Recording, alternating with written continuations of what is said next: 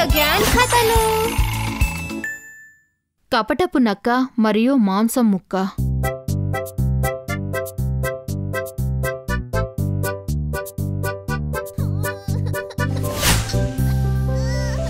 Wow, నువ్వు cake తిన్నావా?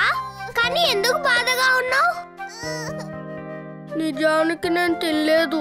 Dolly ఒక పెద్ద కేక్ తెచ్చి ఇద్దరం పంచుకుందామని చెప్పింది, కానీ మొత్తం తనే తినేసింది.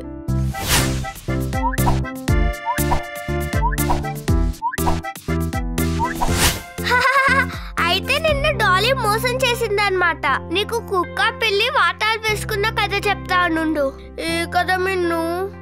దొంగనక్క మాంసం ముక్క కథ. ఒకసారి ఒక కుక్కకి పిల్లికి నేల మీద పడి ఉన్న రుచికరమైన మాంసం ముక్క కనపడింది.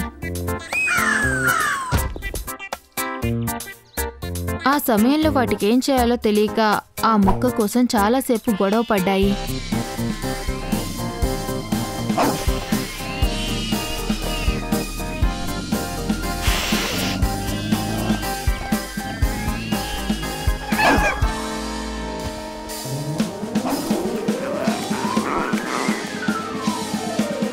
కుక్క మురుగుతూ ఇలా అనింది, ఓహ్, ఇది నా ముక్క, నేను ముందు చూశాను. కాని పిల్లి ఇలా అనింది,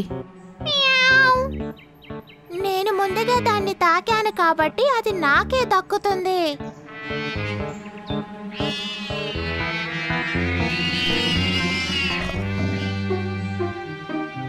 అప్పుడే అటుగా వెళ్తున్న నక్క ఆ గొడవని చూసి మోసపూరితమైన ఆలోచనతో అక్కడికి వచ్చింది. యమ్మీ, ఎలాగైనా మాంసం ముక్క మొత్తాన్ని నేనొక్కడే తినేయాలి. అలా ఆ నక్క వెంటనే అక్కడికి వెళ్లి పిల్లిని కుక్కని గొడవ పడకుండా ఆపింది. తర్వాత తియ్యగా ఇలా అనింది, హో, గొడవ పడకండి మిత్రులారా, మీ సమస్యని శాంతియుతంగా నేను పరిష్కరిస్తాను. కుక్క పిల్లి నక్క మాటల్ని నమ్మి అది చెప్పిన మాటకి సరేనన్నాయి. ఆ కపటపు నక్క ముక్కని చూసి ఇలా అనింది, ఇలా చూడండి, ఈ ముక్కని మీరిద్దరూ ఒకేసారి చూశారు కాబట్టి దాన్ని సమానంగా 2 ముక్కలు చేస్తాను. అప్పుడు మీరు హాయిగా తినండి. అలా కపటపు నక్క మాంసాన్ని తన పదునైన పళ్లతో 2 ముక్కలు చేసింది. అయితే ఒక ముక్క పెద్దదిగా ఇంకోటి చిన్నదిగా ఉంది. నక్క ఇలా అనింది, కంగారు పడకండి, 2 ముక్కల్ని సమానం చేయడానికి పెద్ద ముక్కలో కొంచెం నేను తింటాను. అలా పెద్ద ముక్కలో కొంచెం తినేసిన కపటపు నక్క, అయ్యో, ఇప్పుడు ఈ పెద్ద ముక్క చిన్న ముక్క కన్నా చిన్నగా ఉంది. నక్క బాధపడుతున్నట్టుగా, ఓ, కంగారు పడకండి, ఈసారి సమానంగా ఉండేలా చేస్తాను. కుక్క పిల్లి ఆవలిస్తూ చూస్తున్నాయి ముక్కలు 2 సమానంగా ఎప్పుడవుతాయా అని.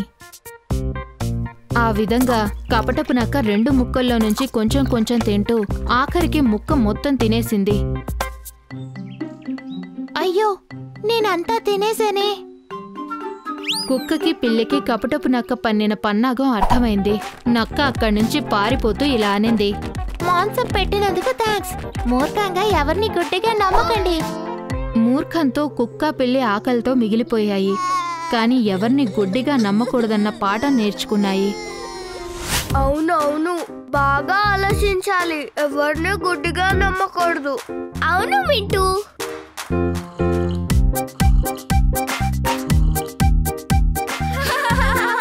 సబ్స్క్రైబ్ చేయండి.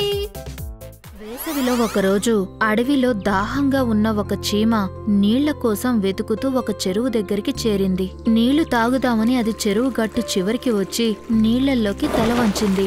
అంతలో అకస్మాత్తుగా ఒక పెద్ద అల వచ్చి తాకటంతో గట్టు మీదున్న చీమ చెరువు మధ్యలో